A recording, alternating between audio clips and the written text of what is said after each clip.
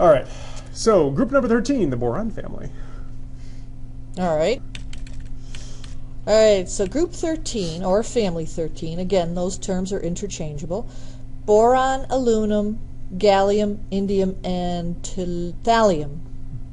All right, they do not occur in element form, except for aluminum, which is aluminum foil. They are scarce in nature, except for aluminum, which is most abundant metallic element. That seems to be an exception. Yeah, it does. Now, 3 valence electrons. Okay, so this one's going to make you think a little bit more. What if we covered up that 1 in the family 13? Oh, look at that. 3 valence electrons. How about that? I think I can do that. I think I could do that. Are metallic solids, except for boron, which is a solid metalloid. It's on the stairs. Okay, it's on the stairs there. So with the exception of aluminum, anything on the stairs is going to be a metalloid. Soft and have low melting point, except for boron, which is hard and has a high melting point.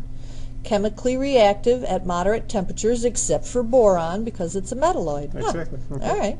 And on trinium, element 113 is thought to have similar properties to these elements. They're still working on that, though, because it's extremely radioactive. All right. It doesn't exist very, very long when they make it. Okay, the carbon family. Carbon, silicon, germanium, lead, and quadium. Ooh, I said it. Yeah. And these names that are down here, the fun part is they're just in another language. 1 quad means 4, so it's 114. Okay. That's all the name actually means right now, because they haven't figured out what to call it yet. But group 14 has carbon, silicon, germanium. Oh, you just said that, didn't you? Science is repetitious. Science is repetitious. It does include a nonmetal, carbon, 2 metalloids, silicon and germanium, and 2 metals, tin and lead. Yeah. They vary greatly in both physical and chemical properties because there's the 3 different types of elements there. And they occur in nature both in combined and in elemental form. So they're both going to be compounds and elements. They all get 4 valence electrons. Go figure. You can actually predict that. Yep. And they're relatively unreactive. They don't really like to react necessarily. They're okay all by themselves. Good. Nitrogen, group 15. I'll bet this is going to have 5 valence electrons. Yep, there it is, 5 valence electrons. 5 valence electrons because they're group 15. Nitrogen, phosphorus, arsenic, antimony, bismuth, and I'm not even going to try the last guy. On pentium. Thank you, Mr. Kane. They range from very abundant elements like nitrogen and phosphorus to relatively rare elements like arsenic, antimony, and bismuth. Oh, arsenic's really rare, and I like that one. Yeah. That's too bad. It's good to have in your tea every once in a while, isn't it? Not my tea, somebody else's. You just have.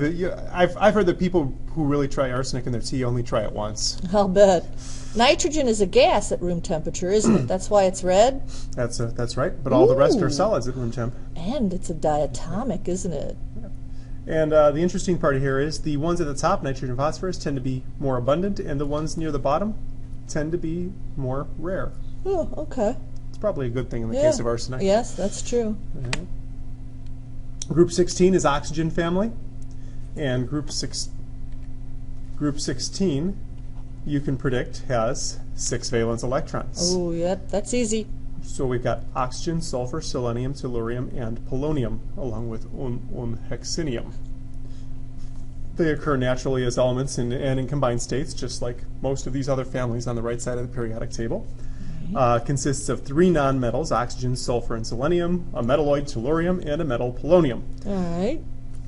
We talked about the valence electrons. They also tend to exist as diatomics. So polyatomics. And polyatomics, yeah. Not just diatomics, but polyatomics also. So oxygen also comes as ozone, O3. One is oxygen gas and one is ozone, isn't it? Z-O-N-E. Okay. Yeah. And this is oxygen, gas. Okay. We've also got S6 and S8, which are 2 different forms of sulfur, and selenium-8, which is a form of selenium. Okay. They don't like to come as single atoms. They like to come in. And the last 3 aren't part of the diatomics because they're not 2, right? Right. And ozone isn't a diatomic either. Right. Ozone's not. Oh, the last 4 then. Yeah. Technically, it's a triatomic. Yeah, triatomic. Yep. List all the triatomics. Oh wait, just the diatomics. Just the diatomics. All right. Halogens. Family number 17 is the halogen family, and without me even looking, I'm not looking, if I cover up the 1, I am going to bet that everyone in that family will have 7 valence electrons. Am I right? That's right. I Yep. can open my eyes now? You can open your eyes now. Awesome. Good job. Fluorine, chlorine, bromine, iodine, and astatine. And unseptenium. And unseptenium. All right. So the halogen family, guys, comes from the Greek word halo, which means salt. Okay. These guys are usually found in salts, kind of like the alkaline earth metals. Okay. You can look more about that if you like. So they're not terribly abundant in their elemental form? No, they're not abundant in their elemental form because they're so reactive. Matter of fact, one of the traits of this is that they are the most reactive non-metals. All right. Remember, the most reactive metals were the Yeah. alkali metals? Yeah. These guys are on the almost the complete other side of the periodic table. Okay. Almost. They're the 17th group rather than the 18th, but they're the most reactive non-metals we've got. They're found in rocks of the Earth's crust, and they're found dissolved in seawater. You know, get this, guys. They form salts, so salts that make up seawater have these elements in them. Oh, okay. They exist at room temperature in their elemental form when we make them in their elemental form as a gas, fluorine and chlorine both, as a liquid for bromine, and as a solid for iodine and astatine.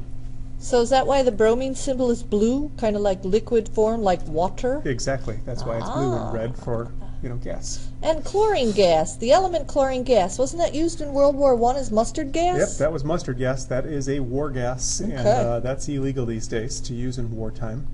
It's also the reason why you don't mix your household chemicals together and try and make up your own household cleaners. Yep, that would not be wise. Oh, Highly reactive, which you did verbally say. all right. Last group to talk about, Group 18. Noble gases. Noble gases. They're called the noble gases because back in the days of kings and queens, they were called nobles. And when they first discovered the noble gases, they realized that none of the noble gases reacted with any of the other elements. Okay. So kind of like the nobles wouldn't do anything with any of their All right. peons. Yeah. Yeah. God All right. forbid they mixed with the other classes. Exactly. Okay. But you've got helium, nice one for parties. Uh-huh. Also for the blimps that we currently use, Yeah. like the Goodyear blimp, at football games. All right. Well, that's what they put in balloons, yeah? Yeah. At party stores. Okay. Neon, argon, krypton, xenon, and radon. Oh, by the way, Miss G, it's Group 18, so guess what's important here? 8 valence electrons? There we go, 8 valence electrons. With the exception of... Oh, there is an exception in this group. Helium, how many valence electrons does helium have? I'm assuming 2, because he's only got 2. Yeah, so this is the exception. Only 2 valence electrons for helium. All right. The rest of them have 8, though. These are all found in very small quantities, minute quantities in the Earth's atmosphere. Helium can be obtained from natural gas wells where it's accumulated as a result of radioactive decay. That's kind of interesting because the world's helium supply Yeah. are just going up in the air. Every time somebody lets a balloon go, we lose it. kidding. We lose the helium. So there's less and less helium on the surface of the Earth here. They're actually talking about one of the reasons to go back to the moon is to mine helium because there's a lot of helium in the moon's rocks. All those future parties need helium balloons. Exactly, and they use it as a refrigerant. They use it for making lasers. There's a lot of good uses, good scientific uses for helium, and it's just becoming more and more rare. Now, is radon the stuff they had to get rid of that was in buildings and stuff like that? Radon is actually it's a gas that creeps up through cracked foundations in buildings. So it's not one you can actually get rid of. It's one that comes from below the surface of the earth that kind of trickles through the soil. And if you've got cracks in your foundation, you should probably go to the store and get a radon test kit just to check. All right. I thought I heard that name before. Mm-hmm. All of these noble gases are what are known as atomic. Meaning one. Meaning one atom. So right? unlike the diatomics, these guys are monatomics. Okay. That'd be a fun test question, don't you think? I think that would be awesome. List all the monatomics now. Oof, that'd be tough. It wouldn't be too hard. Not now that you know something periodic. True, I guess that's right, yeah. All right.